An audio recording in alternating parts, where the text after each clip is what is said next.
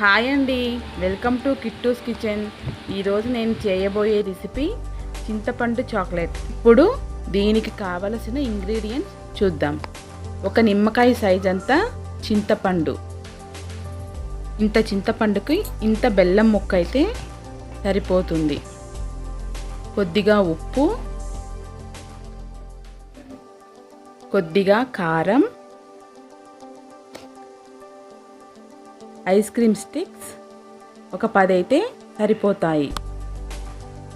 చాట్ మసాలా కొద్దిగా. ఇప్పుడు దీనిని ఎలా ప్రిపేర్ చేసుకోవాలో చూద్దామండి. ఒక చిన్న గిన్నె పెట్టుకొని ముందుగా మనం తీసి పెట్టుకున్న చింతపండుని దీంట్లో వేసి ఇందులో బాగా వేడి చేసిన నీళ్లు పోసుకొని ఒక 5 నిమిషాలు పక్కన పెట్టుకోవాలి. చూడండి, ఇలా వేడి నీళ్ళు వేసుకోవడం వల్ల బాగా నాని గుజ్జు తొందరగా వస్తుంది. ఇది బాగా నానిన తర్వాత ఇలా బాగా కలుపుకోవాలి. ఇలా దీంట్లో వచ్చే పిప్పిని తీసేసి పక్కన పెట్టుకోవాలి. ఇప్పుడు గుజ్జు ఇలా ప్రిపేర్ అవుతుంది.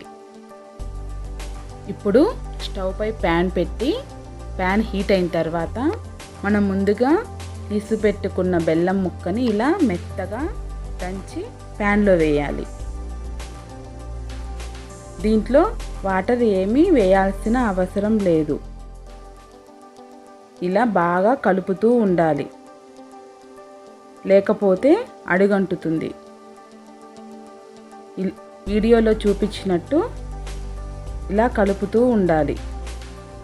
ఉండలుంటే గరిటెతో స్మాష్ చేసుకోండి.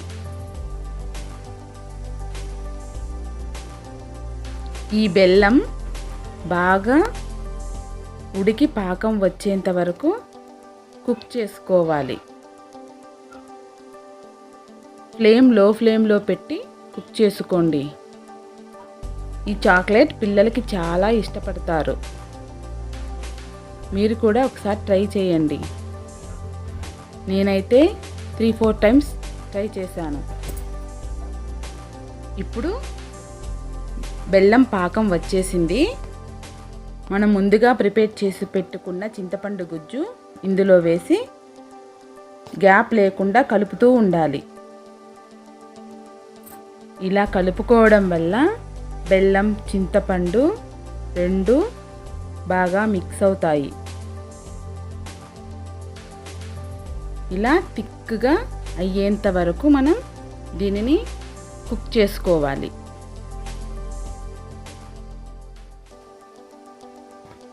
కొంచెం దగ్గర పడిన తర్వాత కొద్దిగా సాల్ట్, మరీ ఎక్కువ వేసుకోకూడదు, కొద్దిగా కారం, చాట్ మసాలా కొద్దిగా.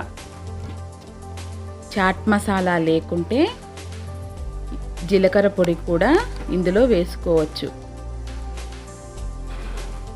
చూడండి, ఇలా థిక్గా అయ్యేంత వరకు మనం కుక్ చేసుకోవాలి.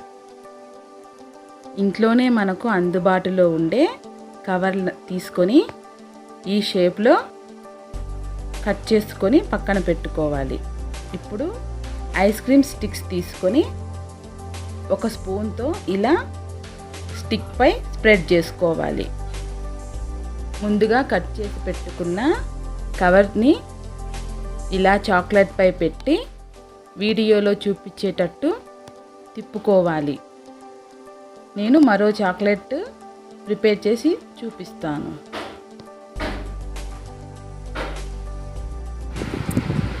ఈ చాక్లెట్స్ పిల్లలు చాలా ఇష్టపడతారండి. చాలా టేస్టీగా ఉంటాయి. మీరు కూడా ట్రై చేయండి. నచ్చితే కామెంట్ సెక్షన్లో కామెంట్ చేయండి. ఈ వీడియో మీకు నచ్చినట్లయితే లైక్ చేయండి, షేర్ చేయండి, కామెంట్ చేయండి, సబ్స్క్రైబ్ చేసుకోండి. పక్కనే ఉన్న బెల్ ఐకాన్ క్లిక్ చేయండి. Thank you.